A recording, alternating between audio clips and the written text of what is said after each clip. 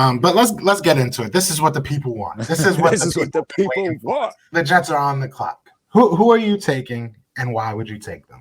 I would think the Jets are going to be looking at Justin Fields and Zach Wilson. To me, from what I've heard and sort of seen, everywhere, this is for you.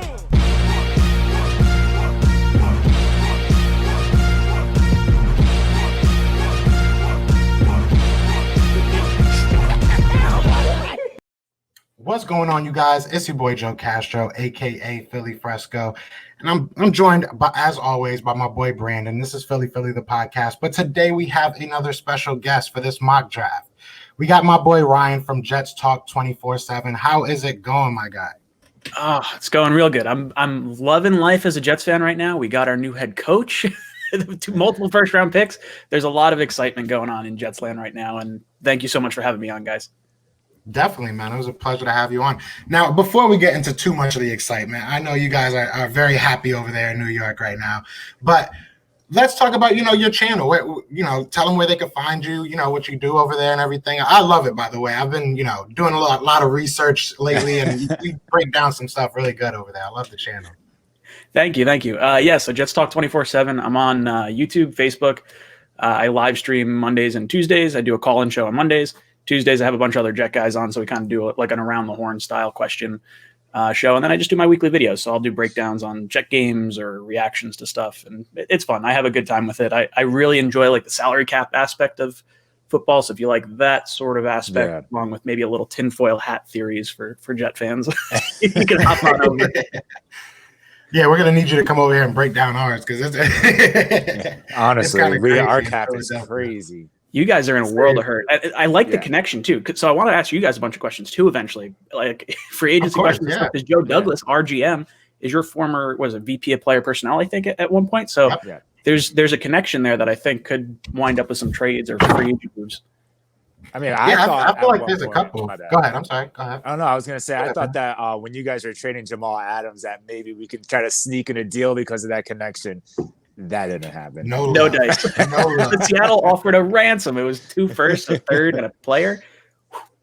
Very happy with that. Yeah, you would have been crazy to turn that up. But so let's get into it. So obviously, like you said, the Jets are pretty happy about this offseason, and with good reason to be. You know what I'm saying? You guys hired a great coach, hired a great head coach. So just give me your thoughts about, Robert Saleh. I saw the 10, coaching tips from Robert Saleh video that you did.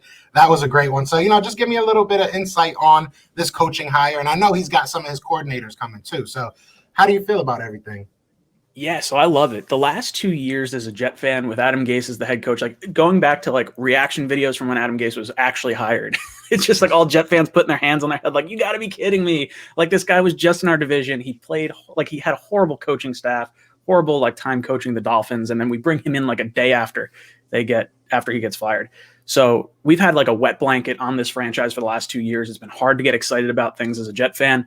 And then bringing in Robert Saleh, the energy that he brings. He's been talking about culture and being like the CEO of the team because he's not even actually going to call the defensive plays either. He's actually going to oversee the entire team. And just the amount of energy that came into this fan base, the players during the exit interviews were all talking about, hey, we need culture, we need, energy, all this excitement and stuff.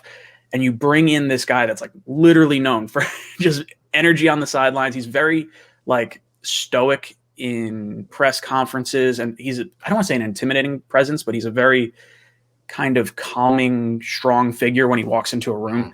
So they just announced his, actual signing, and Jet fans are really happy with everything we've heard. They've restructured their coaching structure. So it used to be like GM and head coach on the same plane reporting to the owner. Now it's going to be owner, GM, head coach, sort of more traditional, I think, than what the Jet fans have kind of had. So it's nice in that respect. The assistant head coaches are awesome. We brought in Mike LaFleur to be the OC, which he was the passing game coordinator for the 49ers. He's been with Kyle Shanahan for like 8 years or something like that since his time in Cleveland. So it's really cool and exciting for Jet fans to figure out where all the pieces are going to start fitting in with all the coaching staff hires. And it's nice, especially since Adam Gase, he was our head coach, our offensive coordinator, our quarterback coach. Now we have a dedicated head coach, a dedicated offensive coordinator, a dedicated quarterbacks coach, and a dedicated passing game coordinator. So we are literally bringing in a bunch of coaching staff to surround Sam Darnold or whoever our draft pick could potentially be, or maybe Deshaun Watson. You never know. Deshaun Watson might go. So are you excited to have kind of like a defensive-minded coach rather than an offensive-minded coach at this point? So I really was looking at the offensive side of things for the Jets. I really wanted Brian Daboll as our head coach. I thought what he did with Josh Allen his first 3 years, or his 3 years in Buffalo, was fantastic. With Buffalo likely, obviously in the championship game, possibly going to the Super Bowl, the Jets just didn't have enough time to bring him in for an interview. Saleh, for me, I think is the culture fit that the players were talking about, and the CEO type role. With Daboll, you might have gotten a CEO type role, but I don't know if it's necessarily a culture changer.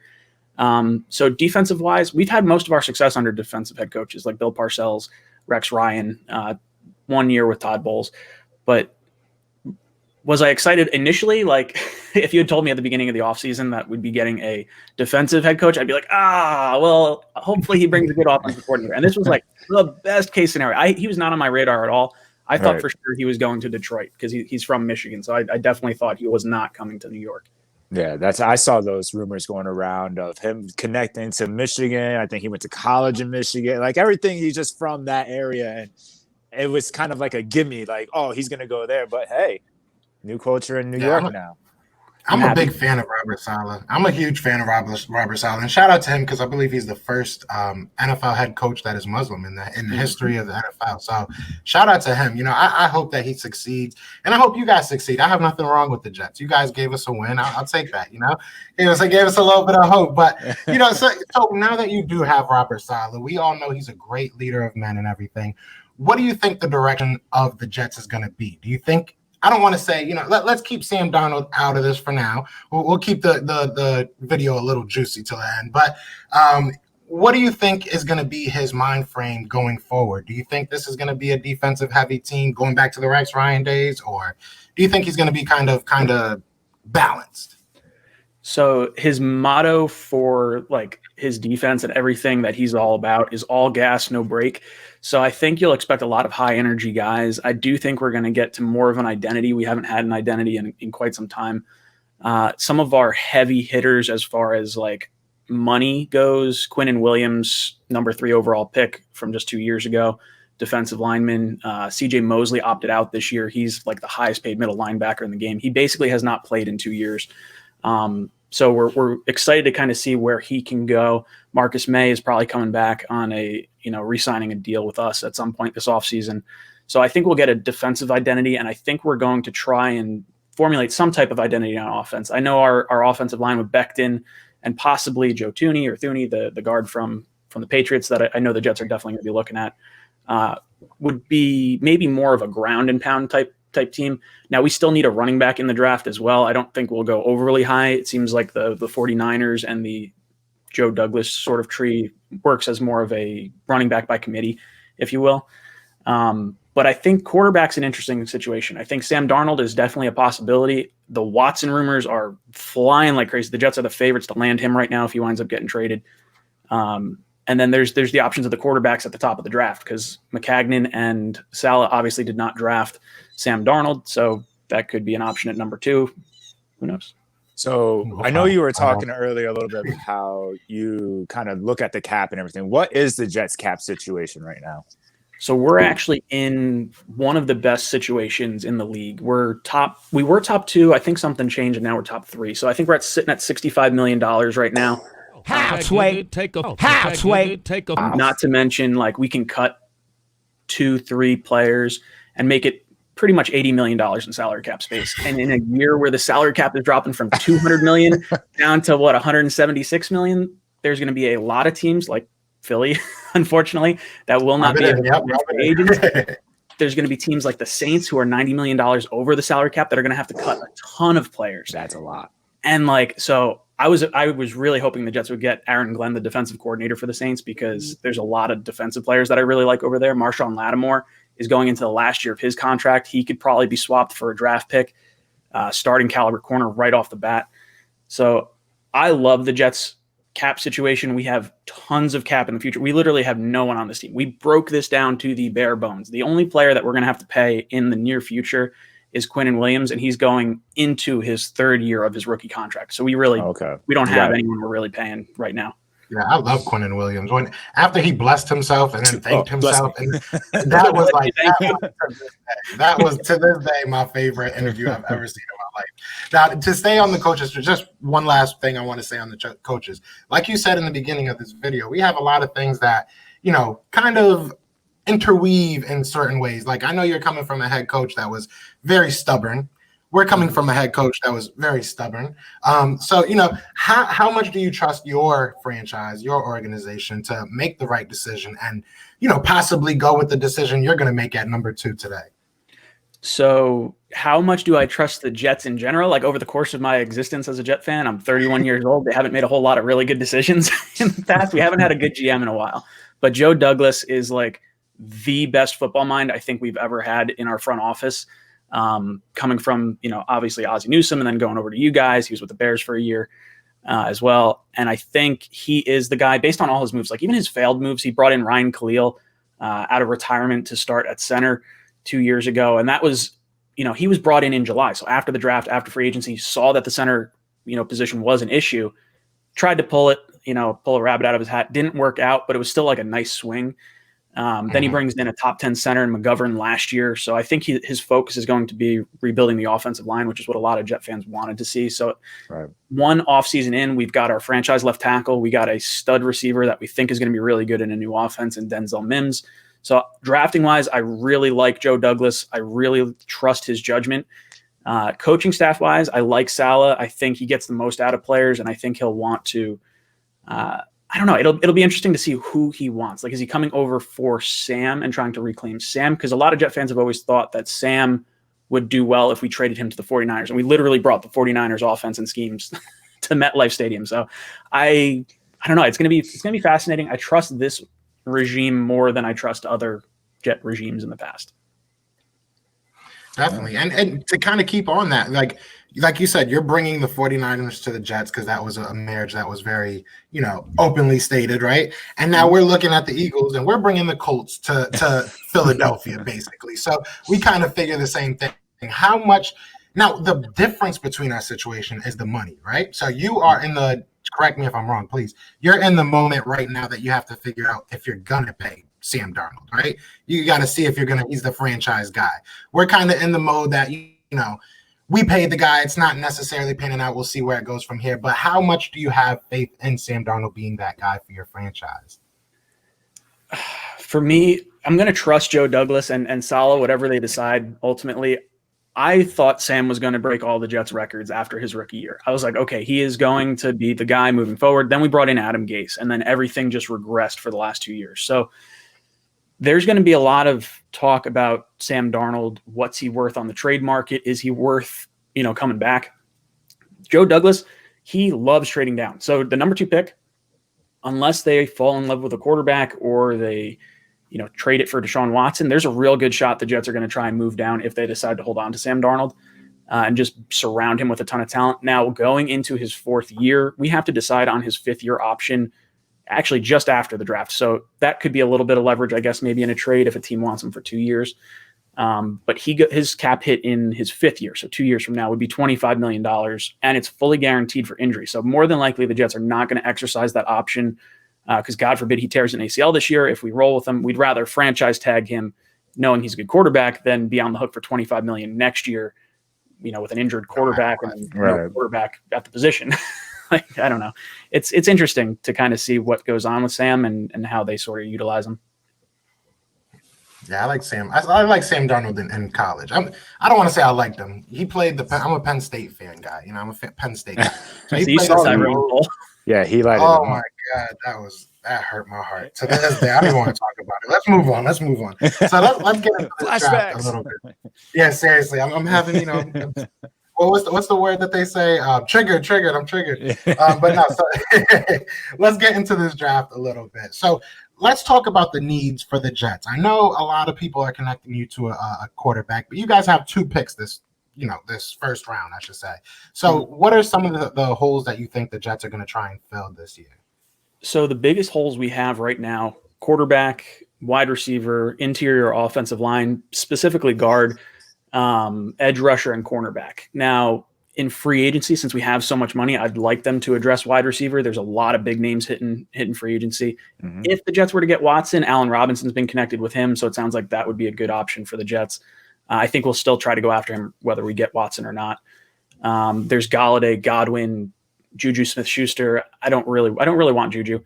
Corey Davis, Curtis Samuel, Will Fuller. There's a bunch of big-time free agent wide receivers hitting the market this year, and the Jets have some of the most money. So I would like to target wide receiver 1 in free agency, especially since we have Denzel Mims, who we just drafted last year. So it kind of keeps the contracts like in balance. Like once Mims is up for a contract, Robinson's going to be able to get cut, or vice versa, like whatever receiver it winds up being.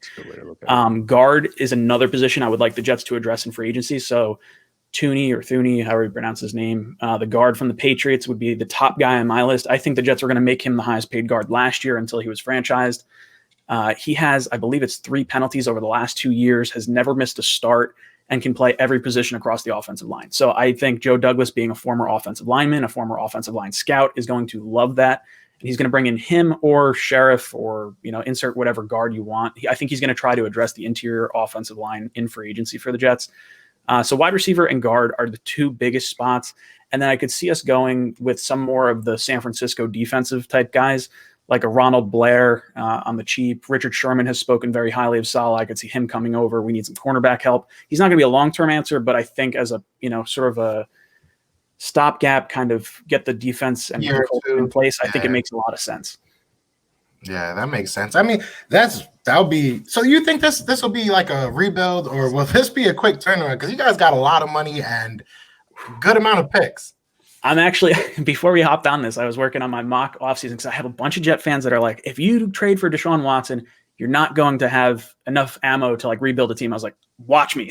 Like, this is what's going to happen. So, the Jets are loaded with cap. They're loaded with picks.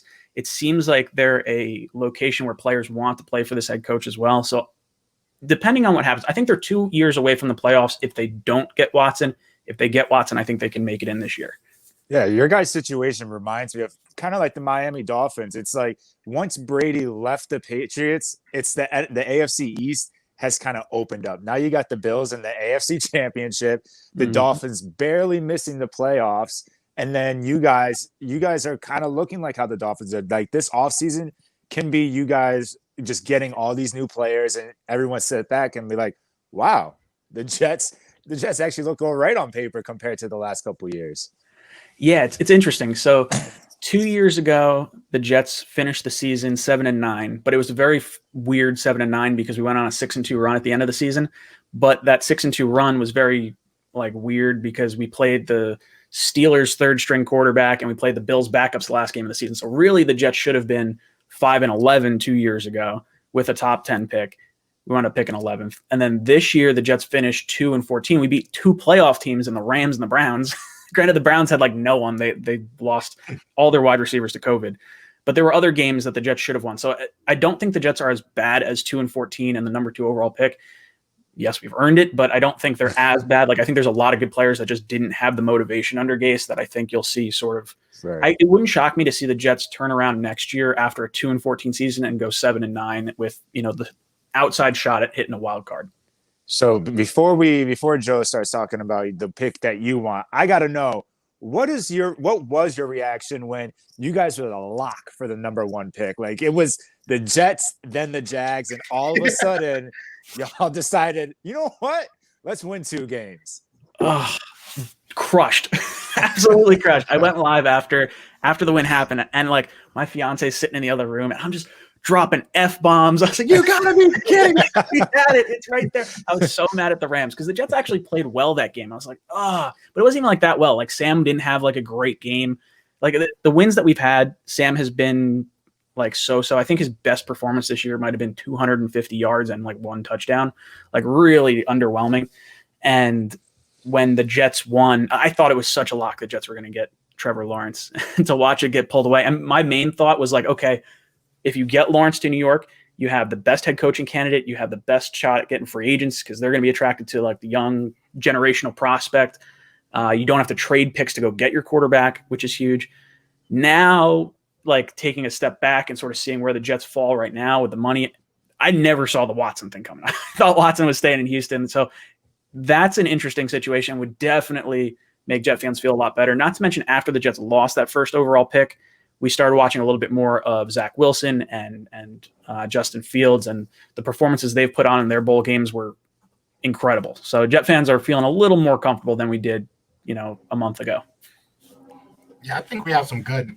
I think this is a good draft overall. I think it's very deep in a lot of position groups. Quarterback being one of them. I think I've said this on record. There's probably like 4, maybe 5 quarterbacks that could go in the first round. You know what I'm saying? So it should be interesting. I think you'll get a good player either way. But before we get into who you do want, okay, because me as an Eagles fan, I've went through a lot of bad drafts, okay? And there's things that you necessarily don't want to see happen more than you want to. There's as long as we don't do this, I'm okay. Is there anything like, as long as the Jets don't do this on draft night, I'll be okay?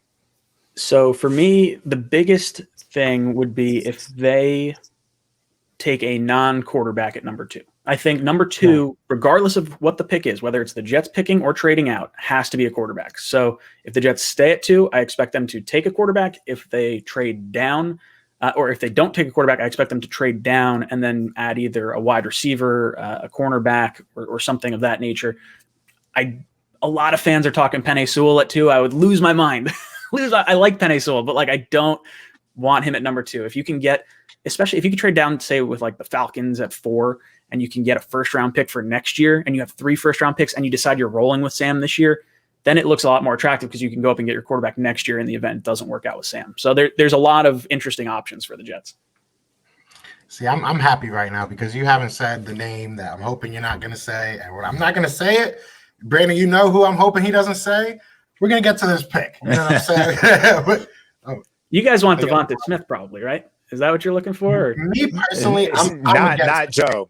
Not Joe. I'm against the grain. I want Micah Parsons. I'm going to go ahead and say I want Micah. Okay. I would be shocked if the Jets went that route. So he's definitely not going to, even if we trade down, I would be shocked if we went him. Yeah, I'm nervous about next year. On Tuesday, we're going to have Dougley Durong, and he's a big. Dougley's a good guy. His channel is awesome. But he's obviously a Dolphins guy, and I'm hoping they don't. That's the only team I think might take him before us, maybe, but I doubt it. I think they're either going to trade down or they're going to take a receiver. I don't think they'll go defense. That's where I'm at. I think they'll either get receiver or that guy Penny. I think those are the 2 guys that I see for them. But let's get into it. This is what the people want. This is what the people want. We could talk for hours, man. You're a cool guy. I appreciate you coming on here. Yeah, so of course. The Jets are on the clock. Who are you taking, and why would you take them? So for me, assuming no trade down, I think one of the things that's gonna go through that's mind is, okay, how much can we get in a trade for Sam Darnold? How much can we get in a trade to trade down? So I think those are gonna be the hot topics for Jet fans. But assuming we stay at 2 and make the pick, I think Joe Douglas and Robert Saleh, they both have 5 years left on their deals or whatever. They're gonna want a rookie quarterback to pair with them. I would think the Jets are going to be looking at Justin Fields and Zach Wilson. To me, from what I've heard and sort of seen, Zach Wilson seems to fit the mold of the quarterback that the 49ers would like, as well as his own, sort of admission saying, oh, what type of offense could you see yourself playing in? He says he hasn't necessarily gone through every single offense yet, but he could see himself playing in the Shanahan-style offense. And that was prior to the Jets getting Robert Saleh. So I could see the Jets making that move. So for me, I think you reset the quarterback clock. You have a nice cheap contract. You swap Sam Darnold for a 2nd-round pick, 3rd-round pick, whatever you wind up getting for him, and you move forward with Zach Wilson. All right. Wow. Hey, so we got 2 quarterbacks. I mean, I felt like, I don't know why Siri always thinks I'm talking to her. All right. I don't know what's up with this Mac, but I felt like it was going to be 2 quarterbacks. I feel like a lot of people are saying, Justin Fields might slip into that 2nd pick. But this is why I wanted to get the creators, the people that actually are Jets, enthusiasts, fans, whatever you want to call it, because I didn't think of it like that. That's a very good point, to break it down like that. So we got Zach Wilson off the board. What do you think, Brandon? Off the board. Hey, I mean, I really didn't until toward the end of the season and kind of talking about because our season's over, so we're not even talking playoffs.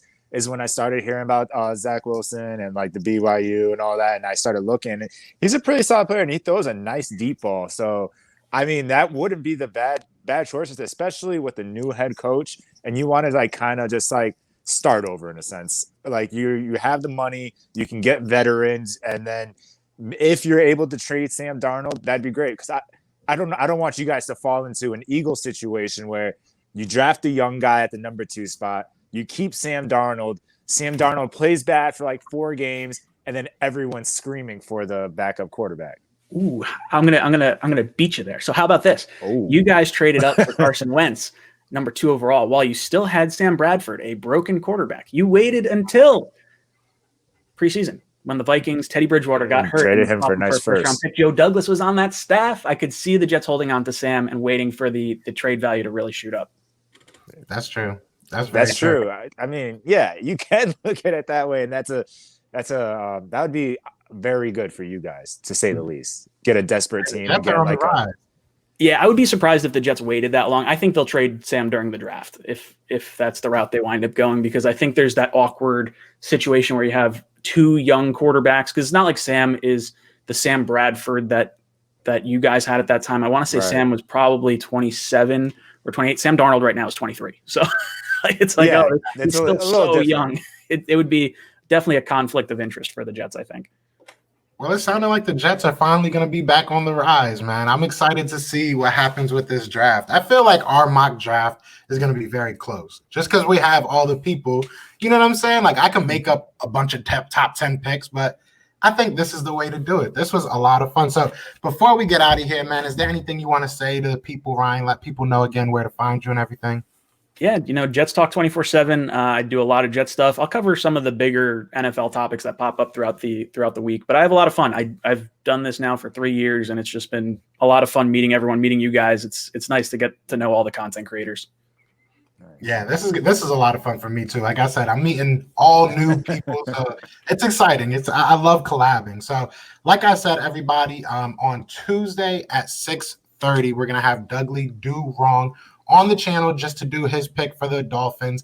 And then we're going to have Dylan Matthews. He's going to do the Atlanta Falcons pick, and that's going to be sometime next week. We're ironing that out. But again, Ryan, thank you so much for coming on, man. We appreciate it. It was a lot of fun. Thank you so much for having me, guys. Definitely. Hey. And other than that, y'all know what it is, man. It is Fly Eagles Fly, and we are out here. Peace.